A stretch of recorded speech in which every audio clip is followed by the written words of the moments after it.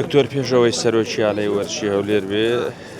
هەواڵ و برادری ئێمە بووە لە ڕابردوودا و لە ئێستادا دکتۆر کارە خێرخوازەکانی لە ماوەی 10 ساڵی ڕابردوو شایەدی لە بۆ دەدەم هەم لەگەڵ هەموو چوونی توێژەکان لەگەڵ هەژاران لەگەڵ مامۆستایانی ئاینی لەگەڵ پارێزەران ئێستا لەگەڵ وەرزشوانان ئینسان دەبێ بە ئینسافەوە بە وجدانەوە ئەوە بڵێتن دکتۆر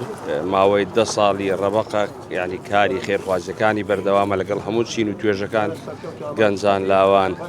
بگرێ ئێستاکە ینی کۆمەڵی خەڵک بۆ عومرا کۆمەڵی خەڵک ژەنینان ئەوەی من لە دکتۆرم بینیوە بەڕاستی لە کەسم نەبینیوە کەوا ئەوها کاری خێرخوازی بکات هاندران یانێ وەرشی هەولێر لە بیریانە پارساڵ دۆخییانەکە چۆن بوو بگرە هەمووی بە فرمێسک و بە گریانەوە دەچوونە ماڵەوە ئێستاکە یانەکەیان لە سەروی ڕیزبەندیە هیوادارم ئەویان لە بەرچاو بێت.